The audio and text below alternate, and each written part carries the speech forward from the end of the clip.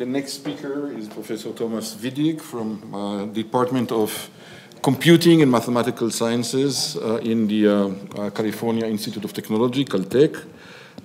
He got his PhD at Berkeley and postdoc at MIT, and he's dealing with theoretical computer science and quantum computing, a lot about quantum information and cryptography, and the title is Secure Computation with Quantum Devices, right? I think that's the title. Thanks. Good morning, everyone. Let me thank Jonathan Ullman and the program committee for inviting me to speak here. So it's a pleasure to be here. I'll also thank the local organizers for making this a real pleasure. So I'm going to tell you a little bit about some quantum cryptography. And I want to present, let me just, okay, I guess it's fine. So it's okay, I don't, okay. Thank you. So I'll talk about quantum cryptography as a kind of a case study of a broader phenomenon, which is how the physical sciences lead to and enable engineering and technology, and the role that computer science has to play in this transition. So the way I think of computer science is just as a bunch of abstractions or concepts, such as computation is the most important one, but there's many other abstractions, algorithms, randomness, languages in the sense of complexity theory. And these are mathematical abstractions, so they're very formally defined concepts. They're concepts that are useful in order to, first of all, and these two words, model and design, I think they showed up yesterday for those of you who were here in Noam Nissan's talk. So they can be used not only to help design new technologies, but also to model the physical sciences. And this came out very clearly in Dorit's talk. Maybe I can use this actually, yeah.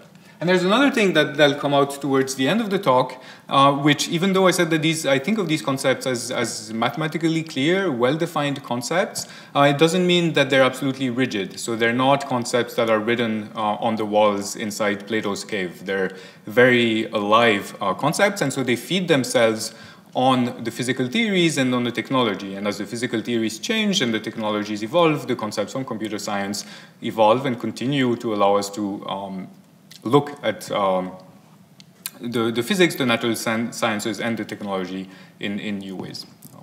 So I'm going to give you a case study of this, which is on the physical side, natural sciences, we'll have quantum mechanics and entanglement.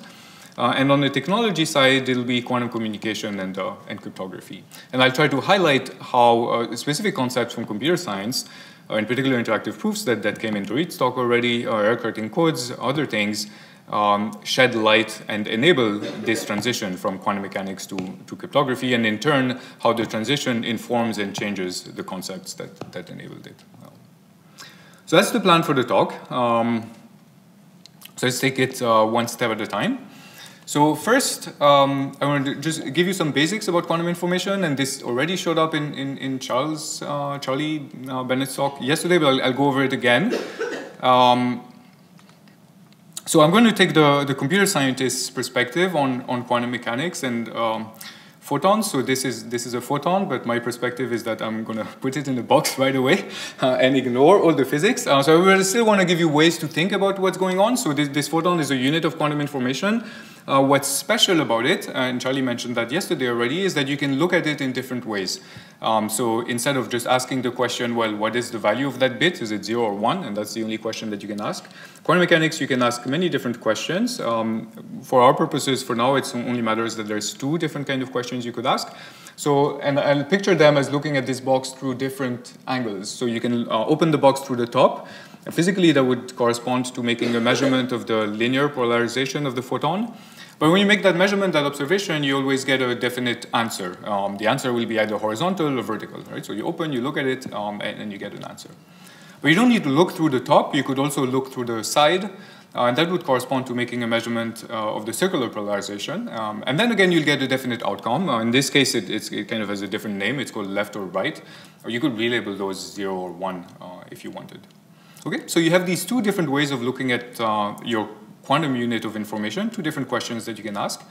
And what's interesting about them is that they're not independent questions. So both of them are questions about the same photon, about the same quantum of degree of freedom of the photon.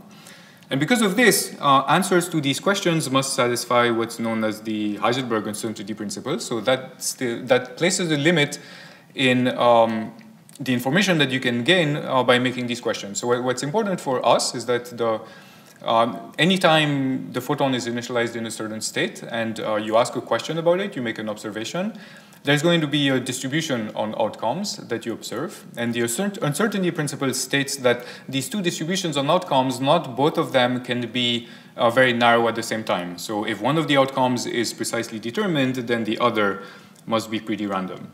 So what this means is that, for example, if you look through the top and you observe a certain outcome, for example, you observe that the linear polarization is, let's say, horizontal. Let's say you do it again. So you look again through the top and you ask repeatedly, what is the linear polarization? Then this is going to be completely determined. Or things are consistent, you always have the same answer, horizontal, horizontal, horizontal.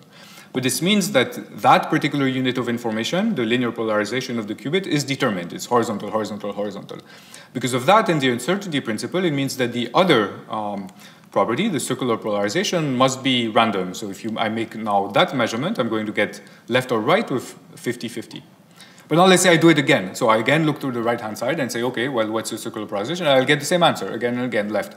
But because of that, now the circular polarization is determined. The other one has been randomized. So if I look through the top, I'll get a 50-50 answer compared to what I had before. But if I repeatedly look, then the answer is going to stay the same. Okay. So this uncertainty principle from a physical point of view is kind of a bummer, right? Because you don't like this. You'd like to be able to make measurements on your system, look at the linear polarization, and next look at the circular polarization and say, look, I mean, I made these measurements here, how these properties are defined, and then that's it, right? I know entirely how my system is defined. And uncertainty principle says that that's not the case. Every time you make an observation, because you made an observation, the physical system might be perturbed, and then the next time you make another observation, you might get a different answer. So the insight that quantum cryptography brought, that Weizmann brought to the quantum systems, is that he thought of this not as a bummer, not as a limitation of quantum mechanics, but as something that would be useful in order to achieve new communication tasks and new cryptographic tasks. So I'm going to focus on the cryptography. So here's his idea. How could you use the uncertainty principle in order to do something useful? And so he came up with two ideas. I'll tell you about only the second idea. It's called quantum money. So what's quantum money? Quantum money is just money that's physically impossible to copy. And here's how you realize quantum money, just based on the ideas that I gave you so far. So the first thing is that you have a bank. The bank is going to set up a photon, and it'll set up in a definite state that it chooses. So it chooses either for the photon to be definite in the linear polarization or in the circular polarization. And once it's chosen which polarization it wants it to have a definite state in, it also chooses what state it should be. So horizontal or vertical in the linear case, and left or right in the circular case. Okay, so that's 2 bits of information that the bank decides in its head, and using these 2 bits of information, it initializes a photon, puts it in a box, and ships the photon to the user and says, here's your quantum dollar. So now there's 2 things to note about this. What can the user do with their box? The first thing is that they can ship it back to the bank and ask the bank to verify that this is a valid dollar. And in that case, the bank, who knows what polarization the photon is determined in, can make the measurement and obtain the outcome that it's supposed to be initialized in and verify this. So that's the first thing. This quantum money can be easily verified. The second thing is that it cannot be copied. So let me try to make that argument. Let's suppose that the user wants to copy its bill in order to implement something like a double spend attack. In order to copy the photon, it has to learn some amount of information about it. One way to think about it is that if it was able to copy it many times, then it could make different measurements on the different photons and learn information from it. But the uncertainty principle limits the amount of information that you can gain. And so that user, in trying to determine the state of its photon, does not know in which polarization it was initialized, so it has to make a guess. And if it makes the wrong guess, then it's going to perturb the state of the photon. And when it ships it back to the bank for verification, the bank is going to observe that the photon has been modified by the user's measurement. Okay? So one way is just to introduce some crypto terminology. It doesn't really matter, but you can think of this choice of polarization in which to initialize the photon that's made by the bank as some kind of an information theoretic or physical trapdoor that's implemented by the photon. And if you know this trapdoor, you know in which polarization the photon is definite, you can make a measurement in that polarization and obtain a definite outcome.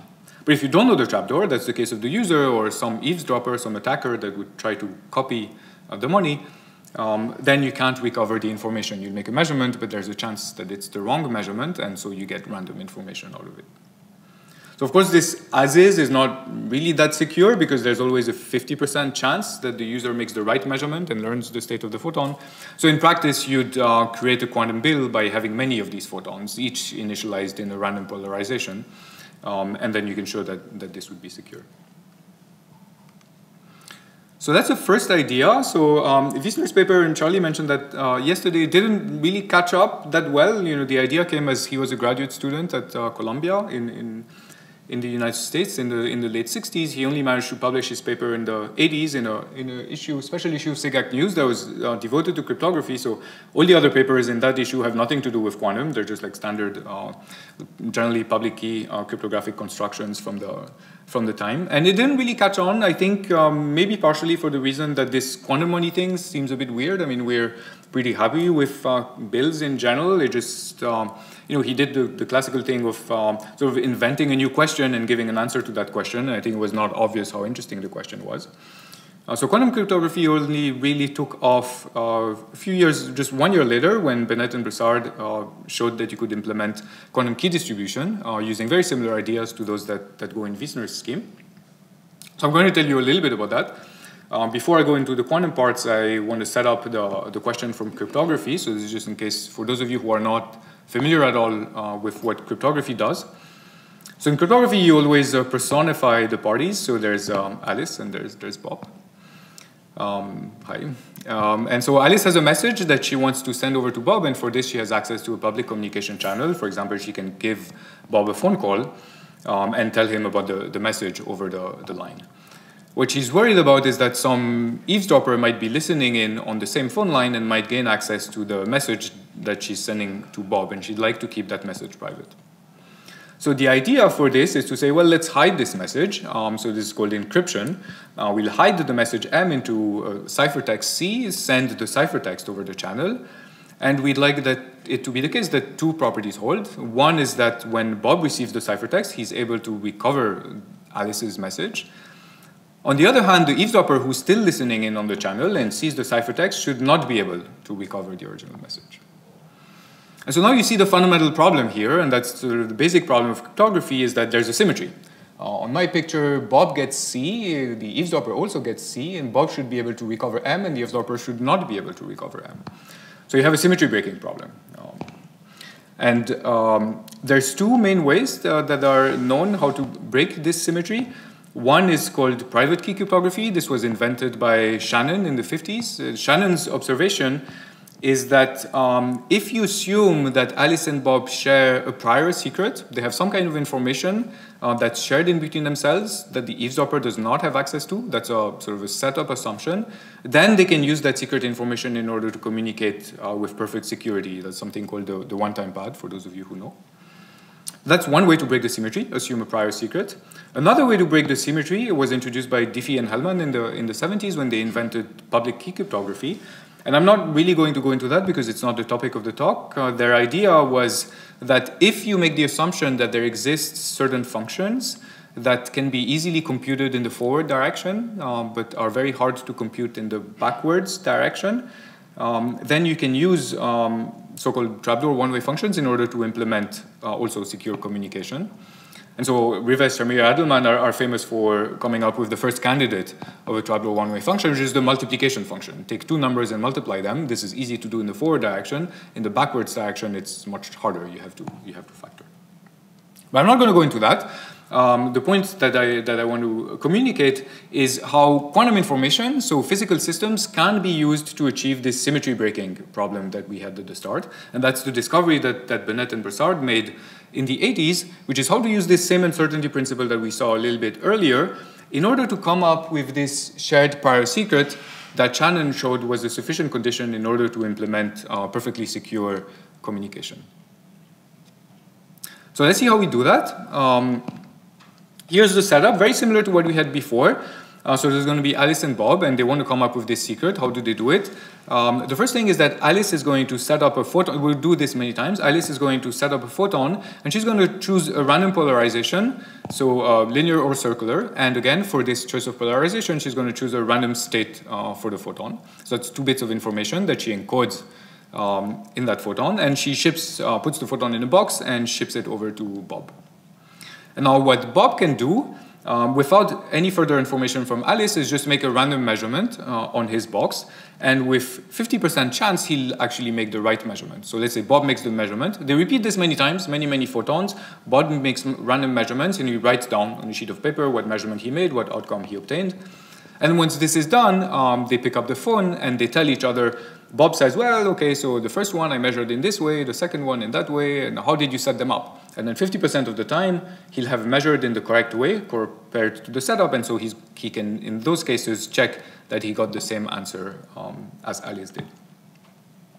So they actually do that on a subset of them, check those answers, and if those answers check, then they'll use the remaining subset as their secret. So they check whenever they made the same measurement, they know that they got the same outcome. So that's the setup, but of course, just as before, there's the eavesdropper listening in on the line. So let's try to think of what she would do. So she's intercepting the photons and trying to learn information about them. So she could do the same thing as Bob, kind of make random measurements on the photons and write down the information, and then after she's written down the information, she'll forward the photon over to Bob. But now, using the uncertainty principle and the same reasoning that led us to no copying for the quantum bills on the previous slides, if Eve makes any attempt at learning any information about the photon as it's going from Alice to Bob, then this attempt at gaining information risks perturbing the state of the photon. And so when Bob does these checks with Alice at the end of the protocol, then there's a chance that they are not going to observe the same outcome, even when they think that they're making the same measurement on the photon. So this interference by these eavesdropper, if it led to any meaningful gain of information about the photon, leads to something that can be detected at Bob's side. And so that leads you to this protocol for exchanging secrets. So that's called quantum key distribution.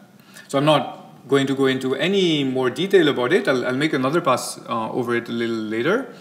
What I want to say is that that was the idea, and quantum key distribution is one of the great successes of quantum information. So it's not only a theoretical idea, but it's implemented. There's even a market for it, believe it or not. So you can buy these things. That's a laser. It's what you need at the Alice side. That's a photon receptor. It's what you need at the Bob's side. And you need these to be pretty fine-tuned so that you have good confidence that they send one photon at a time, and the receptor really receives every single photon that's sent to it. So in particular, you need kind of a line of sight in between them. But it works. This is a picture of a QKD system that was, I think, demonstrated at some World Cup event like a few years ago. This was already like maybe 6 years ago. I don't know why they use quantum crypto for the transmitting scores or something. So, but the point is that it's implemented. You saw this picture already yesterday. That's a satellite, a Chinese satellite called Missus, that's doing quantum key distribution between, on the picture it's between 2 Chinese cities, but I think it also did it between China and Austria. So there's a market for this. This thing is implemented.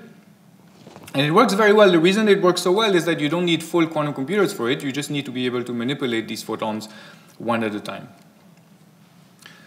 So that's a first pass over how computer science is useful to enable this transfer from between ideas from physics, quantum mechanics, to actual technology. So the people who invented cryptography, Wiesner, Bennett, and Broussard, these were, well, actually Bennett is a physicist, but the others were computer scientists, and they were very aware of the physics, so they knew of quantum mechanics, they were very attentive to these phenomena, but they wouldn't have been able to achieve what they did if they didn't also have a good knowledge of the concepts of cryptography. So they needed to be aware of Shannon's theorem, they needed to know about the one-time path, they needed to know what it means to perform encryption in order to come up with these ideas. Okay, so now this thing is implemented, and something interesting is going to happen, which is that as any perfectly secure crypto system, the day you implement it, it gets hacked. So that also happens with quantum cryptography. You have all these attacks on it. And what these attacks leverage is the very same principles that made cryptography possible in the first place, which is in a way the uncertainty principle. So the way you're supposed to implement this system is that Alice is supposed to have a laser, that's the laser, use it to send one photon at a time to Bob, and Bob is supposed to measure the photons. But these themselves, the laser and the photon receptor, they're quantum devices. They're very hard to characterize. And in practice, it's very difficult to have confidence that your laser sends one photon at a time and that it prepared it in the correct way. What if it sends not one photon, but two photons? And what if one of these photons goes to the adversary? Or some of the most popular attacks, they're called photon blinding attacks. So they correspond to the eavesdropper just like shining a huge laser at Bob's receptor, and in this way, making it oblivious to him that he's missing 90% of the photons that Alice is sending to him. So these attacks are there, and the question is, what can we do about it? And so that's the second part of my talk, which is going to go a little bit deeper in quantum mechanics, talk a little bit about entanglement, and show you how some new ideas from quantum mechanics and from computer science can be used in order to get yet more secure implementations of quantum cryptography. So I'm going to tell you a little bit about entanglement, and I'm going to tell you a little bit about the EPR pair that Dorit disparaged so much in her talk. And she said it's not complicated enough. So for me, it's going to be complicated enough. And in fact, I hope that towards the end of the talk, we'll get a sense at how good understanding of the properties of just an EPR pair can lead us to also protocols for quantum computation and quantum verification, which is the last issue that came up in Dorit's talk. So I'm not going to go over the EPR paradox again. I just put it up on the slides to remind you how difficult entanglement is and how confusing it is, how hard it is to come to grasp with this phenomenon when you think of it from a physical point of view. But we're going to think of it in terms of its consequences from cryptography. So I want to focus on that. Just to give you something to hang on to, here is the Wikipedia definition of entanglement, which is not such a bad definition. So what it says is that entanglement is a physical phenomenon that occurs when pairs or groups of particles are generated, interact, or share spatial proximity in ways such that the quantum state of each particle cannot be described independently of the state of the others, even when the particles are separated by a large distance. So I don't know if that was so clear. The hard part for me is sort of that part here. What do you mean the quantum state of each particle cannot be described independently of the state of the others? So let's try to get an understanding of that part of the definition by looking at the work of Bell. So Bell is a physicist that gave us a much better understanding, practical understanding of entanglement. This is 3 decades later after the EPR paradox. So let me describe Bell's work to you. So what he did is he said, well, okay, let's think about this system. So this is an EPR pair. It's just a pair of photons, and the little wave there is like nothing physical. It's going to disappear very soon. Okay, the wave is gone. It just represented the fact that these photons might have interacted in the past. So the way I initialized them is, first of all, they were together. I created them in a certain state, but then I shipped them to different locations and put them in these boxes, and there's no wave or anything between them. They're really at separate locations. And what Bell said is, he said, well, okay, let's just, we have quantum mechanics, let's work with it. So we can create this state of these photons, write down what it is, and start computing the predictions of quantum mechanics. And quantum mechanics gives us predictions for the distributions of outcomes that we're going to get if we make any kind of measurements on these photons. So the EPR pair has the interesting property that if you make the same measurement on the two photons, then you're always going to get the same outcome. So if you look through the top, both of them, you're going to get the same answer. If you look through the right, both of them, you get the same answer. If you remember what I said about the uncertainty principle earlier, if I look at this photon, the one on the left, from the top and from the right, I'm going to get answers that are randomized, right? Because this is going to be determined when I look at it, which means the other one, I have to see something random. The other one, I have to see something random. So every time I look at these two, the next answer is always random, but it's always going to be the same for the... Okay, I said something slightly inaccurate, but let me go back. Let me not go back to it. So it does have the property that if you look through the same same face, you're going to get the same answer. But that's not the only thing that you can do. If that was the case, this would be pretty boring. They would be just exactly the same as what's called shared randomness in computer science. You can also start making different measurements on the two boxes. So look at one of them horizontal and the other one through the side. And it turns out there's not only two measurements you can make, there's an infinite possible number of measurements that you can make looking at this box through different angles. And Bell tabulated all these, and he tabulated all the joint distributions of outcome that you get for any pair of measurements that you can make on the boxes. And then he used this table of probability distributions in order to test a hypothesis. And the hypothesis he called local realism, and his theorem is that that hypothesis must be false.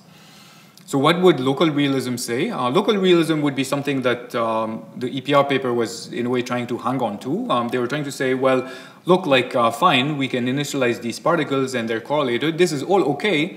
But fundamentally, what must be the case is that there exists some information, lambda, that I could write down. You know, maybe my quantum mechanics doesn't say what this lambda is, but it should exist. In principle, I should be able to write it down. And if I was able to write it down, and I'd put a copy of lambda inside each of these boxes, then this lambda would completely determine the outcomes of measurements that I make on any of the boxes locally. Okay, so I put the information inside, and this would tell me, if you look at this horizontally, here's what you're going to get, there, here's what you're going to get, etc. So this lambda can be randomized, right? So it's a classical random variable. It has its own probability distribution. I don't necessarily have access to it, but in principle, it should exist. It's just state. It describes how these particles were initialized, and then it should allow me locally, and this locally is important, it should allow me locally to recover the outcomes of measurements. So it's something kind of natural that you'd want to hang on to. But Bell's theorem is that this is just not, this hypothesis of local realism is just incompatible with quantum mechanics. It's not possible. So this is what the Wikipedia description was trying to get at, which is that the correlations that are generated from these two boxes don't have a local explanation. So you can't say this is where they come from. You can't trace them back to some sort of side information that's maybe inaccessible in practice, but in theory would be accessible. So in case that's still a little bit confusing, let's try to do something with it. So I want to use this phenomenon in order to do cryptography. This is what Eckert did just a few years later after the Bennett and Broussard protocol for key distribution. He gave another protocol for key distribution that is very similar, but the intuition is very different. And that's going to matter when we try to take the protocol to go further. So his intuition came from entanglement, from what I described in the previous slide. Let me describe how he thinks of his protocol. So he thinks of it in this way. Let's just imagine that there's some party, anyone, not necessarily trusted, that initializes a pair of photons in an EPR pair, so the same kind of state that showed up on the previous slide, and then distributes it. One half of it to Alice, one half of it to Bob. There's an eavesdropper that's there sitting on the side.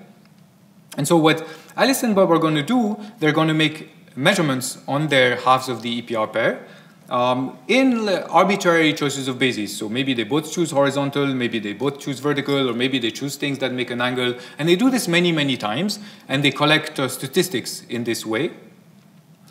And then let's say that they exchange the statistics that they obtained, and they kind of compare notes, and they verify if these statistics that they obtained match the tabulation that Bell did in his paper of what the distribution of outcomes should be when you measure an EPR pair. And let's say that they observe that this works out, so they get the right distributions. Now, I claim that Bell's theorem, in that case, implies that no one else in the universe has information about the state of their systems, and in particular about the outcomes that they obtain when they make measurements on that system. Why? Well, suppose this was the case. So suppose that we had this eavesdropper, and this eavesdropper has some information, lambda, that helps it predict some of the outcomes of Alice and Bob.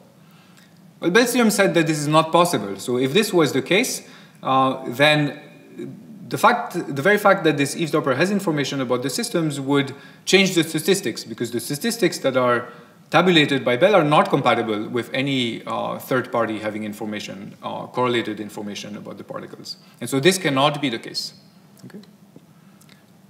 So this is how Eckert put it. He put it very poetically in his paper. His way of thinking about it was the following. So he wrote, the eavesdropper cannot elicit any information from the particles while in transit from the source to the user. So remember I had my source there that shipped the the photons to the users, simply because there is no information encoded there. The information comes into being only after the legitimate users perform measurements and communicate in public afterwards. So it's a poetic way to say that this lambda doesn't exist. So the day you created the EPR pairs, there is no record that you could write somewhere of what are going to be outcomes of measurements made on these EPR pairs. These outcomes are not determined yet. That's what Bell's theorem says. Only when the parties make the measurement and observe an outcome, then the outcome is determined. But there was no way for a third party to have correlated information about these outcomes.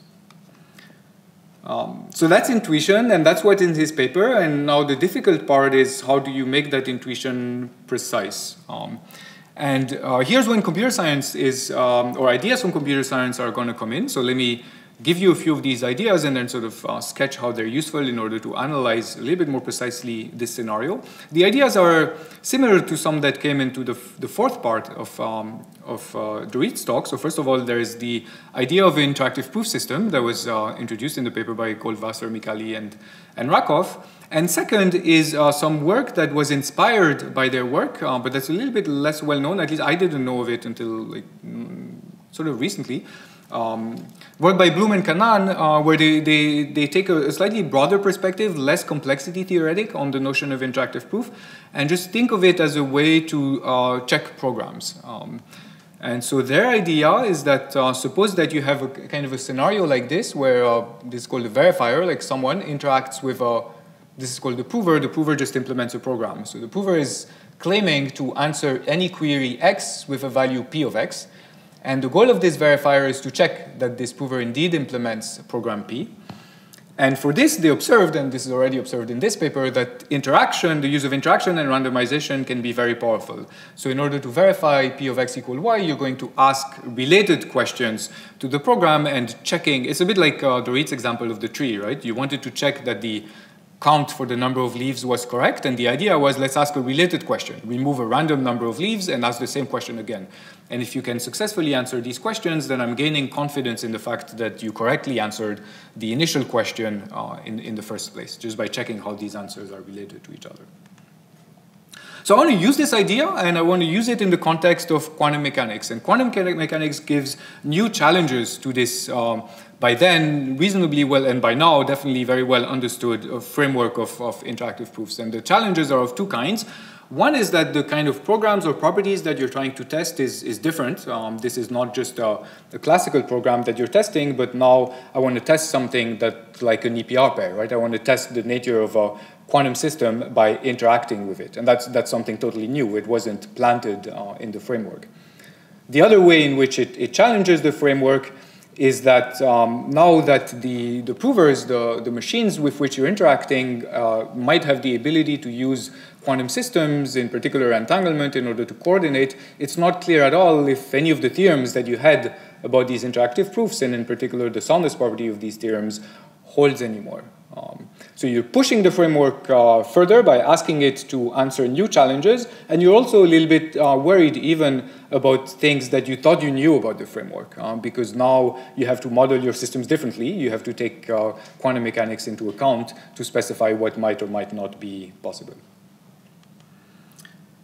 So just for the special case that we're concerned in here, which is the analysis of this scheme for quantum key distribution that was proposed by Eckert, the work was initiated by Myers and Yao a few years later in the 90s, and they're the ones to have formalized the observation that I hinted at a couple of slides ago, which is that you can use these correlations, these classical statistics that Alice and Bob are observing by measuring their systems, as a witness for the nature of the quantum mechanical system itself.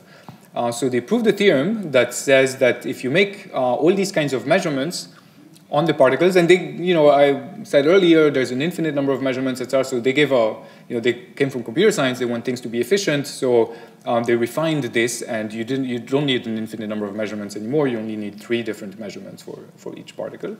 And they proved a theorem that says that if by interacting with these 2 spatially isolated boxes, you observe certain statistics, just classical correlations, then the theorem says that this system must look like an EPR pair. There's no other possibility. This is what it is. And so that gives a formal basis for Eckert's intuition, because once you know that the system isn't an EPR pair, then you can look at the formalism of quantum mechanics and observe that it cannot be correlated with any third system. This is extremely strong. It's something that we only see, I think, in quantum mechanics, really, the fact that the correlations can be so strong as to certify the quantum system that generated them. So that's an idea that can be taken much, much further. So it's an idea that can be used in order to prove the security of key distribution and the protocol that I sketched a couple slides ago. But it's been useful go much further. And so I want to give you what's my time like? 10 minutes. Okay, so I have enough time to give you a couple more ideas where, a couple more directions where these ideas about entanglement can be useful. So this is just to show you my eggs again, but we can skip that. So the first idea is going to go back to the challenge that Dorit posed of verification of quantum computation. So she already set up the problem. So this is difficult mainly for two reasons. One is that quantum devices in general are expected to have superior computational power compared to classical devices. So you can't just say, let me simulate the system and check that the answers are correct. In general, we don't know how to do that. And the other is that even setting the simulation problem aside, it's intrinsically difficult to gain information about the state of the system of the quantum device, because anytime you make a measurement on it, supposing that you could make a measurement on it, this is going to affect the state of the system. And if you made one type of measurement, when you make another type of measurement, the answer is going to be changed. So it's just in principle impossible. Once you've made a measurement, you've changed it. There's only a limited amount of information that you can gain from it. So, but now we gained particular leverage. We got, from the work of Myers and Yao and subsequent work, the idea that at least entanglement, at least this one particular state, the EPR pair, is a state that can be pinned down just by observing the statistics that it generates. So just by making measurements on it, we don't need to know, have any a priori information about the state of the boxes or the measurements that are being made on them. We only need to know what are the statistics, just observe this, tabulate it, and this can be used as a certificate for the EPR pair. So EPR pair is not a full-blown computation, it's just a very simple state, but we gained that information without any assumption about the state of the computer. And so what was shown subsequently by Reichardt, Unger, Vazirani a few years ago is that you could build this up. So you can use that technique in order to verify that they share not one EPR pair, but two EPR pairs, three EPR pairs, n EPR pairs. And then you can use techniques such as computation by teleportation in order to verify that the devices implement a full-blown quantum computation. I should maybe put a caveat there because Dorit was also talking, I think, about just testing the validity of quantum mechanics. So when I make these kinds of statements, I am assuming that quantum mechanics is correct. So all these theorems only apply assuming that your theory is correct, but that's the only assumption. Quantum mechanics is correct, and the question is, does this device implement it or not? Does it really have an EPR pair? And that we can test using the classical correlations. And so the kind of ideas that go into this are the ideas that I mentioned earlier, just ideas that come from program checking and interactive proofs. And the kind of technology that can come out of that are protocols for delegated computation, so just checking that the quantum computer implements a certain computation. Also things such as certified randomness and cryptography that I'm not going into. So I have a little bit more time to go in a completely different direction. That came up a little bit yesterday. So this is now entanglement in the regime of high complexity. So not just one EPR pair, but many photons that can be correlated in arbitrary ways. So that's a huge challenge for physics. These are the kinds of systems that you work with in condensed matter physics. And you just can't represent, in general, the quantum state of such a system using a classical computer because there's just way too many degrees of freedom. And the idea that we're going to try to implement in order to still do physics, still do simulations, still make predictions, is to leverage the fact that these quantum systems in general are not arbitrary. In particular, the kind of interactions that they're subject to tend to be local. These are just physical interactions, so they're nearest neighbor kind of interactions. And because of this, we expect the entanglement structure in your many-body, many-particle quantum state to also respect the local structure that's kind of imposed by the interactions. And so using that idea, you can come up with, that observation, you can come up with ideas on how to represent more efficiently than just a generic representation would allow the state of the system using what are called tensor networks. And this is just a picture of a tensor network. I'm not going into any detail here. There's a lot, again, of ideas from computer science that come in, algorithms, efficient representations, complexity theory, also lower bounds when you try to show that you have the best representation possible. But these kinds of endeavors are a major impact for the ability of physicists to do what they need to do, which is like construct new materials or discover new properties of, or quantum chemists discover new properties of molecules. So that's maybe the area in which sort of quantum computer science or computer science is currently having the largest impact on technology, I guess, aside from cryptography. Okay, and I had one last slide, which is something that I'm personally am interested in. It's more of a fundamental question. There's not that much technology going on here, but let me tell you briefly what it is about. So there's a fundamental question in foundations of quantum mechanics, which is how should you model locality in physics? And there's two different approaches in quantum mechanics to that question. The first one is the one that's also used in cryptography, so that's used in everything that I told you up to now, which is to say the way we're going to model this is that there's Alice and there's Bob, and Alice and Bob are in separate labs, so let's have one Hilbert space to represent Alice's system and one Hilbert space to represent Bob's system, and the appropriate way to put these Hilbert spaces together is to take their tensor product. That's what, to some extent, quantum mechanics preconizes. And then each party has their Hilbert space, they act on it, and then by looking at the tensor product of the Hilbert space, you can compute correlations on the measurement outcomes for the measurements that they perform on their system. There's a different approach to this that comes if you take into account relativistic effects. And so in particular in relativistic quantum field theory, all this stuff about having like different Hilbert spaces, this is kind of nonsense. There is not Hilbert spaces for Alice and Bob. There is one Hilbert space, right? The universe has one Hilbert space. This is what quantum mechanics says. Everyone acts on the same Hilbert space. But we still want to have a way to represent what it means to be acting in independent ways. So there's notions of space-time cones in relativistic theory, and Alice has her space-time cone, and Bob has his space-time cone, and if they're separated, these cones don't intersect, and the fact that they don't intersect means that there should be no causal effect between any kind of operation that Alice can make or Bob can make. And the way that we represent this in quantum field theory is just by saying that the kind of actions that Alice can implement or the kind of measurements that she can do, all of them act on the same Hilbert space, but they must commute. And this commutation is the way to represent that there's no causal effect between the one and the other. And the question is whether these two models are the same. There's a question that was raised by Boris Silson, who's a physicist here, I think at Tel Aviv University. And he asked the question of, are these models the same or not? So that's really a question in foundations. It's just, quantum mechanics does not give you the answer right away. This is just you have to think up, how do I model locality? And do these different models, does the use of the one model or the other have any observable consequences? And it's a question that recently people have been looking at using tools from computer science, in particular, again, the theory of interactive proofs and computability theory, trying to get consequences for computability of these two models, trying to say that if these two models are different, then certain problems are undecidable. So these are, yeah. Okay, and technology, I mentioned that I don't have technological applications for this, but they're interesting fundamental questions. Okay, I think I'm over time now, so just put the X back and I'll stop. Thanks.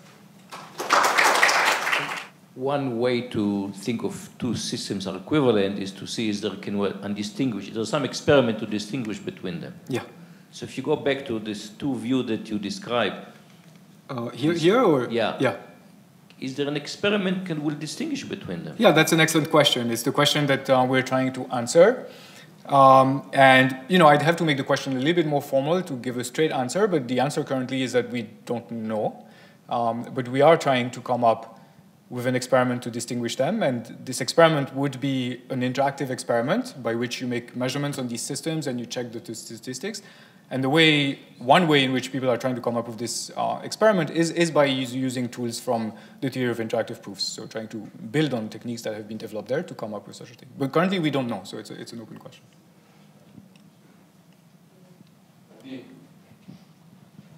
Go along the same question. So this would have to be an experiment in non-relativistic systems, right? Because once you include the possibility of creating pairs from the vacuum, the point of view number one cannot hold, right? You must have one Hilbert space for all.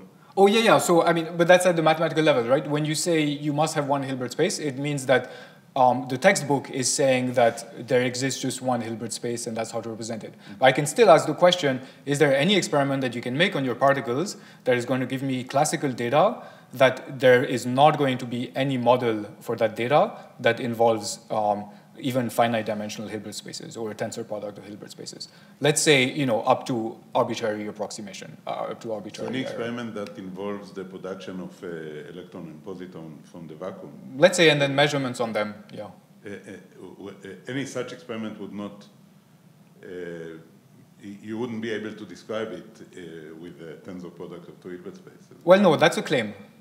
Are you making the claim? That's a claim. I think. So, well, we can talk about it at the break because I'm taking a slightly different perspective. So it depends how much assumption you put on what you actually did. But we can talk about it at the break.